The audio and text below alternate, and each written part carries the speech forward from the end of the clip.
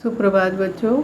आज मैं आपको भारत की खोज का पाठ 6 पढ़ाने जा रही हूँ, जिसका नाम है अंतिम दौर 1। इसका पिछला अंश आप पढ़ चुके हैं, अभी आगे का अंश पढ़ेंगे। आगे के अंश में पिछले अंश की थोड़ी पुनरावृत्ति करवा देती हूँ।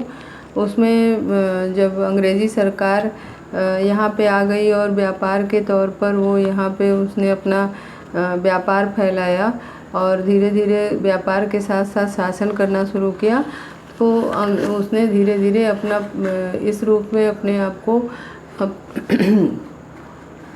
फैलाया कि वह जो है भारत को एकदम गुलामी की ज़िंदगी जीने पर मजबूर करता गया और भारत जो है धीरे धीरे एकदम उसके हाथ की कठपुतली हो गया। ब्रिटिश शासक जब यहाँ पे आए, उनके जो है हम बंगाल और बिहार में कुछ सुधारवादी आंदोलनकारी भी हुए और उसमें जो है राजा राम मोहन राय, विवेकानंद और दयानंद सरस्वती, ये लोग हुए। इन लोगों ने एक अलग तरह का इनका विचार था। मतलब उस समय जो है कुछ लोग जो अंग्रेज़ी पढ़े हुए जो लोग थे समाज में, वो उन लोगों का विशेष आकर्षण अंग्रेज़ों के जो संस्कार हैं, रीति रिवाज है, उनके प्रति था। वे उनके शिक्षा दीक्षा, उनके संस्कार की प्रशंसा करते थे और उसी की ओर वे आकृष्ट थे। और ऐसे उन्होंने समाज में स्त्रियों की दशा सुधारने में अनेक महत्वपूर्ण कार्य किए और साथ साथ लड़की और लड़के को समान रूप से शिक्षा देने का कार्य किया और दलितों के दशा में सुधार करने का कार्य किया। ये सारे महत्वपूर्ण कार्य उस समय के सुधारवादी जो लोग थे, आंदोलनकर्ता थे, उन्होंने ये किया। उसके पश्चात जो है हिंदुओं और मुसलमानों के अंदर भी सुधारवादी आंदोलन हुए, जिसमें जो सामाजिक कुरीतियाँ फैली हुई थी उनको दूर करने का प्रयास किया गया। इस समय सामाजिक सुधारकों में जिसमें राजा राम मोहन राय और दयानंद सरस्वती हुए, इन्होंने हिंदू धर्म में कुछ सुधारवादी आंदोलन चलाया। राजा राम मोहन राय ने हिंदू ब्रह्म समाज की स्थापना की और 19वीं शताब्दी में स्वामी दयानंद सरस्वती ने महत्वपूर्ण सुधार आंदोलन की शुरुआत की। यह आर्य समाजियों का एक आंदोलन था। इसका नारा था, वेदों की ओर चलो। आर्य समाज में वेदों की एक विशेष ढंग से व्याख्या की गई। इसका प्रसार मुख्य रूप से पंजाब के संयुक्त प्रदेश में हिंदू वर्ग में हुआ। इस सुधारवादी आंदोलन का मुख्य उद्देश्य था लड़के लड़कियों को समान रूप से शिक्षा प्रदान करना या लड़के लड़कियों में शिक्षा का प्रसार करना और स्त्रियों की स्थिति में सुधार लाना, दलितों के स्तर को ऊंचा उठाना आदि। स्वामी दयानंद सरस्वती ने स्वामी दयानंद सरस्वती के समय बंगाल में भी रामकृष्ण परमहंस हुए। उनका व्यक्तित्व बड़ा ही आकर्षक था और जो उनके पास नहीं गए, वे उनकी बातों से भी आकर्षित हो गए और उनके प्रति जो है उनके मन में एक सम्मान की दृष्टि से वे उनको देखने लगे। उनमें उनके शिष्य विशेष रूप से विवेकानंद हुए और विवेकानंद का व्यक्तित्व बड़ा ही आकर्षक था। वे देखने में उनका चेहरा रोबीला और शालीन एवं आकर्षक था।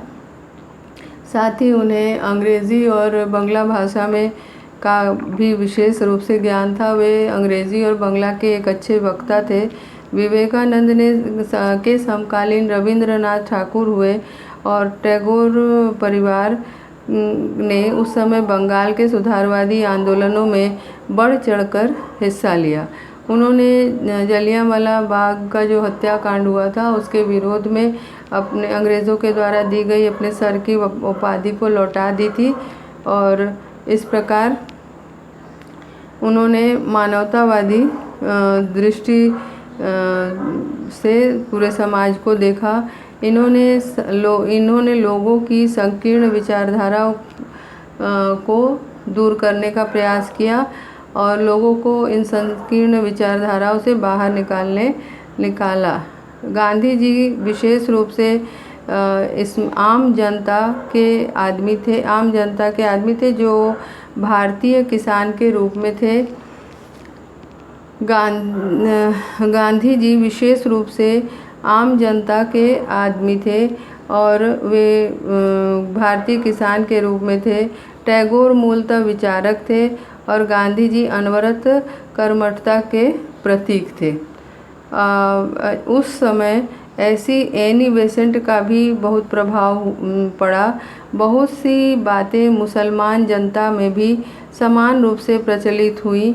इन दोनों ने अपने अपने तरीके से जनता में नई विचारधारा का संचार किया। अब हम आगे का अंश पढ़ेंगे। आज पिछले में सुधारवादी आंदोलनकर्ता दयानंद सरस्वती, विवेकानंद आदि के बारे में हमने पढ़ा। आज हम आगे का अंश पढ़ेंगे। यहाँ ये बोल रहे कि विवेकानंद ने बहुत सी बातें कही, जिसमें उन्होंने एक बात कही कि अभय यानी कि निडर रहो।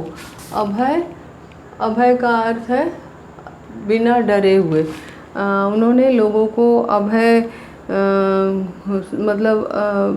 की भावना यानी कि बिना भय या निडर होने के लिए कहा। उनके अनुसार अगर दुनिया में कोई पाप है तो सबसे बड़ी दुर्बलता है वह, और सबसे बड़ी अगर दुनिया में कोई पाप है तो वह दुर्बलता है। हर तरह की दुर्बलता से बचो। दुर्बलता पाप है, दुर्बलता मृत्यु है। उपनिषदों में भी यही महान शिक्षा थी और सत्य की कसौटी है।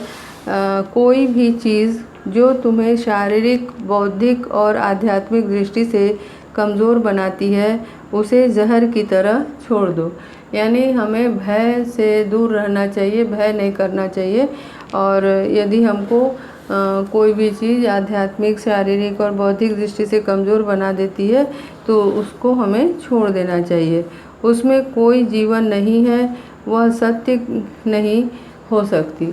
और इस प्रकार भय में कोई जीवंतता नहीं है और वह सत्य भी नहीं हो सकती, ये उन्होंने बताया। सत्य मजबूत बनाता है, सत्य पवित्रता है, सर्वज्ञान है। कह रहे हैं कि सत्य जो है मनुष्य को मजबूत बनाता है और सत्य ही सर्वज्ञान है, यानी सब ज्ञान का मूल है सत्य। अंधविश्वासों से सावधान रहो। मैं तुम्हें अंधविश्वासी, मूर्ख कहने की अपेक्षा कट्टर नास्तिक कहना पसंद करूँगा। विवेकानंद जी का विचार था, जब उन्होंने लोगों को संबोधित किया तो उन्होंने कहा कि मैं तुम्हें अंधविश्वासी मूर्ख, मतलब कि जो अंधविश्वास करते हैं उनकी दृष्टि में वे मूर्ख हैं, तो वे कहते हैं मैं तुम्हें अंधविश्वासी मूर्ख नहीं कहूँगा बल्कि तुम्हें कट्टर नास्तिक कहना पसंद करूँगा। नास्तिक किसे कहते हैं? नास्तिक यानी ईश्वर को न मानने वाला। ईश्वर को जो न माने उसको बोलते हैं नास्तिक। इसलिए विवेकानंद ने भारत के दक्षिणी छोर में कन्याकुमारी से लेकर हिमालय तक गर्जना की। उन्होंने ज़ोर ज़ोर की आवाज़ में, तेज आवाज़ में अपने इन बातों को भारत के उत्तरी छोर से लेकर दक्षिणी छोर तक लोगों को सुनाया, ताकि लोग जो है जागृत हों, चैतन्य हों। इस प्रक्रिया में उन्होंने अपने आप को खपा दिया। और खपा देना माने पूरी तरह से लगा देना। और जो ये कार्य था इसमें उन्होंने अपने आप को पूरी तरह से लगा दिया। सन 1902 में 39 वर्ष की आयु में ही उनकी मृत्यु हो गई। और वे मात्र 39 वर्ष में ही उनकी मृत्यु हो गई, यानी कि बहुत अल्प आयु में ही उनकी मृत्यु हो गई। विवेकानंद के ही समकालीन थे रविन्द्रनाथ टैगोर। किंतु वे बाद की पीढ़ी के थे।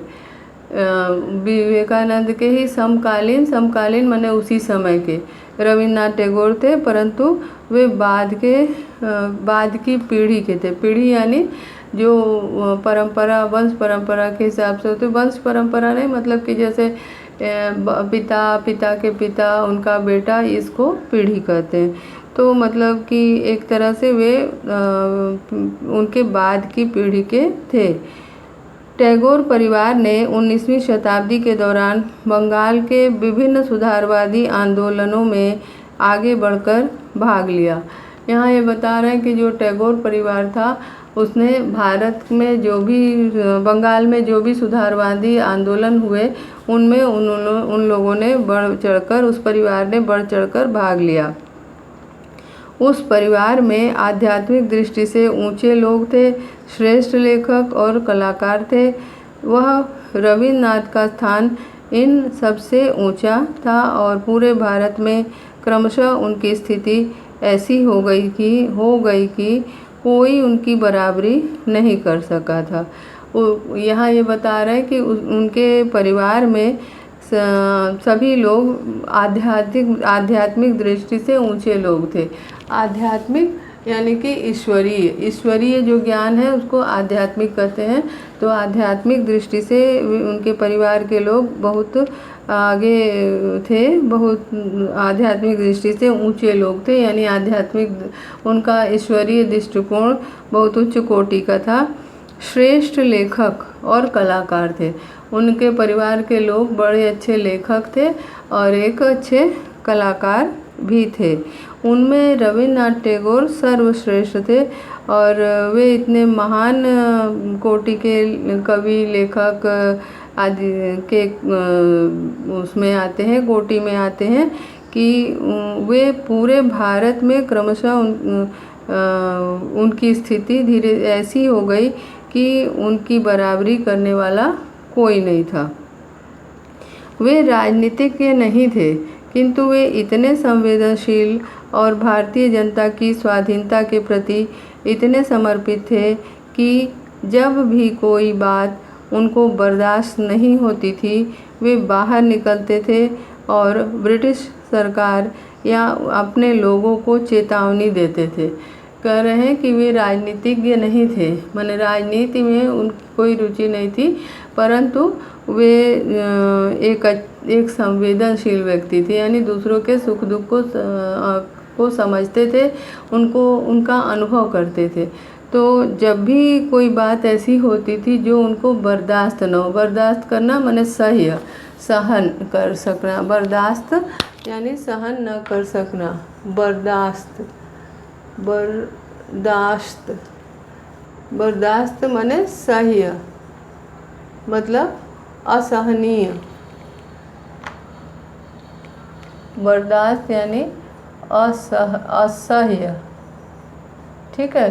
तो असह्य यानी कि जो सहन ना हो सके, जब कोई भी बात ऐसी हो जाए जो उन्हें असह्य हो, तब वे बाहर निकलते थे और बाहर निकल के ब्रिटिश सरकार या लोगों को चेतावनी दे देते थे, यानी कि उन्हें सजग करने का प्रयास करते थे कि यदि तुम ऐसा करोगे तो ये गलत होगा और तुम्हें ऐसा नहीं करना चाहिए।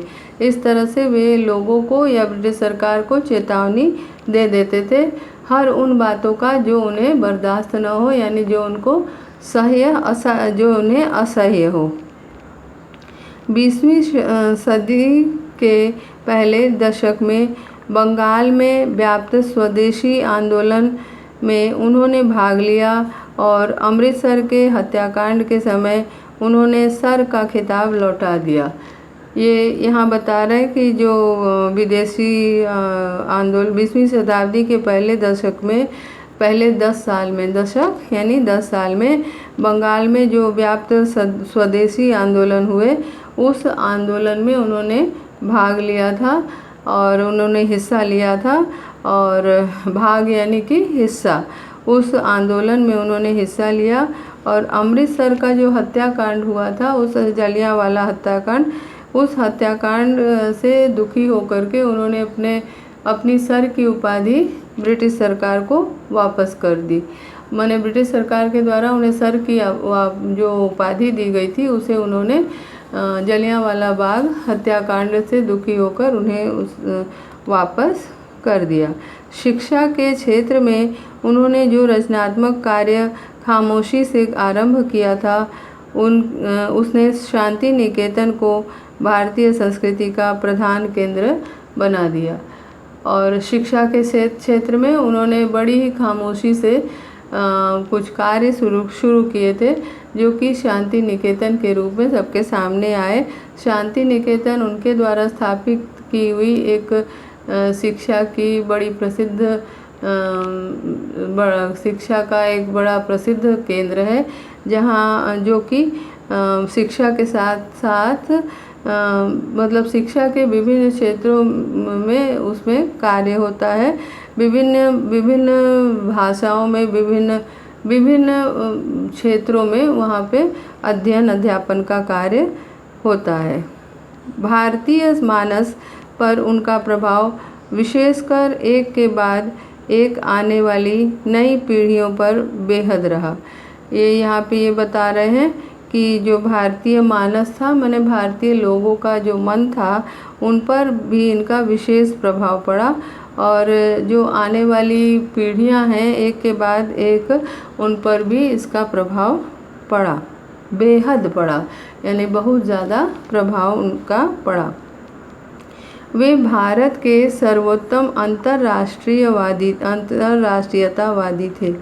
ये करें कि भारत के सर्वोत्तम माने सबसे उत्तम सबसे उच्च कोटि के अंतर्राष्ट्रीयतावादी थे। यानी कि भारत ही नहीं, बाहर के जो विचार हैं, बाहर के जो की सोच है, उसको भी वो उदार ढंग से ग्रहण करने वाले थे। अंतर्राष्ट्रीय सहयोग में विश्वास और उनके लिए काम करने के कारण वे भारत के संदेश को दूसरे देशों में ले जाते रहे और उनके संदेश अपने लोगों के लिए लाते रहे। यहाँ पे ये कह रहे हैं कि अंतर्राष्ट्रीय होने के कारण, अंतर्राष्ट्रीय सहयोग में विश्वास करने के कारण, यानी कि वह ये चाहते थे, वो ये जानते थे कि मानते थे कि भारत माने अपने देश में ही नहीं, बाहर के देश से भी यदि विचारों का आदान प्रदान या सहयोग हो तो इससे उन्नति होगी। और इस बात पे विश्वास करने के कारण उनके लिए काम करने के कारण वे माने इस अंतर्राष्ट्रीय जो सोच थी उनकी, माने विदेशों से और भारत से जो का समन्वय था, ये जो सोच उनके अंदर थी, इस समन्वय वाले सोच के कारण वे भारत के संदेश दूसरों तक पहुंचाते थे, दूसरे देशों तक, और दूसरे देशों के संदेश भारत तक ले आते थे। फिर भी उनके पैर दृढ़तापूर्वक भारत की धरती पर जमे हुए थे और उनका मस्तिष्क उपनिषदों के ज्ञान से ओतप्रोत था। यहाँ ये बता रहे हैं कि भले ही वो अंतर्राष्ट्रीयतावादी सोच वाले व्यक्ति थे, परंतु उनके पैर बड़े दृढ़ता के साथ भारतीय विचारों को मानने वाले माने भारतीय धरती पे जमे हुए थे। यानी भारतीयता को और भारतीय सोच को, भारतीय दर्शन को वे बड़ी ही वो दृढ़ता से पकड़े हुए थे और उसी पे विश्वास करते थे। उनका मस्तिष्क उपनिषदों के ज्ञान से ओतप्रोत था। जो उनका मस्तिष्क था वो उपनिषदों में जो दिए गए हैं ज्ञान, उन ज्ञान से उनका मस्तिष्क ओतप्रोत था, माने बड़ा ही प्रभावित था। हाँ, घोर व्यक्तिवादी होने के बावजूद वे रूसी क्रांति की महान उपलब्धियों के प्रशंसक थे, विशेषकर शिक्षा के प्रसार, संस्कृति, स्वास्थ्य और समानता की चेतना के। कह रहे हैं यहाँ पे कि वे व्यक्तिवादी सोच के लोग व्यक्ति थे, यानी कि वे बहुत बड़े व्यक्तिवादी थे, परंतु व्यक्तिवादी होते हुए भी उन्होंने रूसी क्रांति की जो उपलब्धियां हैं उनकी रूसी क्रांति की जो उपलब्धियां हैं उनकी उन्होंने तारीफ़ की, उसकी उन्होंने प्रशंसा की। और विशेष रूप से शिक्षा के क्षेत्र में, संस्कृति के क्षेत्र में, स्वास्थ्य और समानता के क्षेत्र में जो उनके अंदर चेतनता थी, उनकी इन सभी क्षेत्रों में जो चेतना थी उसकी उन्होंने विशेष रूप से प्रशंसा की है। टैगोर ने भारत की उसी तरह बहुत अधिक सेवा की जैसे कि एक दूसरे स्तर पर गांधी ने की थी। यहाँ कहते हैं कि टैगोर ने भारत की बहुत सेवा की और उसी स्तर पर सेवा की जिस स्तर पर गांधी जी ने भारत की सेवा की। यानी कि जिस रूप में गांधी जी ने भारत को भारत की जो मुसीबत थी, भारत की जो परतंत्रता थी या लोगों की जो दुर्दशा थी उसको दूर करने का प्रयास किया, उससे उस पे ध्यान दिया, उसी तरह रविन्द्रनाथ टैगोर भी थे और उन्होंने भी समाज की ओर, लोगों की ओर विशेष रूप से ध्यान दिया। अर्थात उन्होंने लोगों को एक सीमा तक इस बात के लिए विवश किया कि वे अपने विचारों के संकीर्ण घेरे से बाहर निकलकर मानवता को प्रभावित करने वाले व्यापक प्रश्न पर ध्यान दें। यहाँ ये बता रहे हैं कि उन्होंने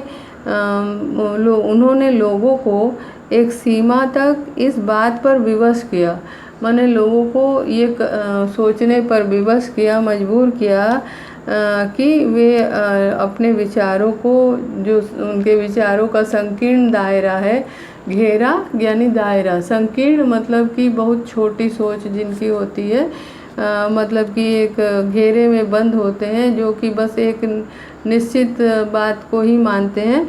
तो जो ये संकीर्ण सोच है उन्होंने उनसे बाहर निकलने के लिए लोगों को कहा और लोगों को ये भी लोगों को प्रेरणा उन्होंने दी कि मानवता से प्रभावित हो, वे मानवता की भावना से को अपने अंदर लाएं, मानवता को प्रभावित करने वाले ये व्यापक प्रश्न पर ध्यान दें। माने ये देशव्यापी जो मानवता का प्रश्न है उस पर वे ध्यान दें, ऐसा उन्होंने लोगों को सोचने पर विवश किया, इस ओर ध्यान देने पर विवश किया। टैगोर भारत के सबसे बड़े मानवतावादी थे और यहाँ ये बता रहे हैं कि टैगोर जो है भारत के सबसे बड़े मानवतावादी थे। मानवता एक गुण है जिसके अंदर आपसी प्रेम, भाईचारा, सौहार्द, ये सब गुण होता है। तो टैगोर जो है वो मानवतावादी व्यक्ति थे, यानी टैगोर के अंदर ये सारे गुण थे। मानवता के दृष्टि से यदि देखा जाए तो उनके अंदर सारे मानवता के गुण भरे हुए थे। 20वीं शताब्दी के पूर्वार्ध में टैगोर और गांधी निस्संदेह भारत के दो विशिष्ट और प्रभावशाली व्यक्तित्व थे। 20वीं शताब्दी के पूर्वार्ध में माने शुरू के जो 50 वर्ष हैं, मतलब 1 से लेके 50 वर्ष तक पूर्वार्ध कहा जाता है और 51 से लेके 100 वर्ष तक उत्तरार्ध होता है। तो कह रहे हैं कि 19वीं शताब्दी का जो पूर्वार्ध था, मतलब 1 से लेके 50 साल के अंदर का जो समय था, टैगोर और गांधी निस्संदेह भारत के दो विशिष्ट प्रभावशाली व्यक्तित्व थे। इस समय में गांधी और टैगोर हुए और जो निश्चित रूप से एक प्रभावशाली व्यक्तित्व वाले के धनी व्यक्ति थे। तो उनकी मान्यताओं और विषमताओं की तुलना से हम बहुत कुछ सीख सकते हैं। जो वे मानवता के बारे में जो उन्होंने बात की, जो विषमताओं के बारे में, जो समाज में विषमता व्याप्ति उसके बारे में जो उन्होंने बात की, उससे हम बहुत कुछ सीख सकते हैं, कुछ ज्ञान प्राप्त कर सकते हैं। कोई दो व्यक्ति अपनी बनावट और मिजाज में एक दूसरे से इतने भिन्न नहीं हो सकते। टैगोर संभ्रांत कलाकार थे जो सर्वहारा के प्रति सहानुभूति के कारण लोकतंत्रवादी हो गए थे। गांधी जो विशेष रूप से जनता के आदमी थे, भारतीय किसान का साकार रूप थे और भारत की दूसरी प्राचीन परंपरा का प्रतिनिधित्व करते थे। यहाँ ये बता रहे हैं कि कोई दो व्यक्ति अपनी बनावट और मिजाज में एक दूसरे से इतने भिन्न नहीं हो सकते। दोनों बनावट और मिजाज में, मतलब दोनों का जो स्वभाव था, जो उनका मिजाज था, उसमें इतना भिन्न नहीं हो सकते। ऐसा संभव नहीं है कि दो व्यक्ति कोई आपस में इतने भिन्न हो। टैगोर एक संभ्रांत कलाकार थे। संभ्रांत माने उच्च कोटि के, संभ्रांत माने धनी होता है, तो संपत्ति, मतलब उनके अंदर एक वे कलाकारिता के क्षेत्र में धनी थे, यानी लेखन आदि का जो वो था, कौशल था, उसके वे धनी थे। जो सर्वहारा के प्रति सहानुभूति के कारण लोकतंत्रवादी हो गए थे। सर्वहारा वर्ग होता है समाज में जो बहुत ही नीचे तबके का है, जो बहुत शोषित वर्ग है, उसको कहते हैं सर्वहारा वर्ग। तो वे जो है सर्वहारा वर्ग के लिए सोचते थे, उनके प्रति उनके मन में सहानुभूति की भावना थी और इसी कारण वे लोकतंत्रवादी हो गए थे। और जबकि गांधी जी विशेष रूप से जनता के आदमी थे, यानी कि जनता के बहुत करीब थे और उससे भी अधिक वे किसान के करीब थे, किसान का साकार रूप थे। वे किसान की सारी परेशानियों को समझ सकते थे, उनके दुखों को जानते थे और भारत की दूसरी प्राचीन परंपरा का प्रतिनिधित्व करते थे। और इस प्रकार वे भारत की दूसरी प्राचीन परंपरा का प्रतिनिधित्व करते थे।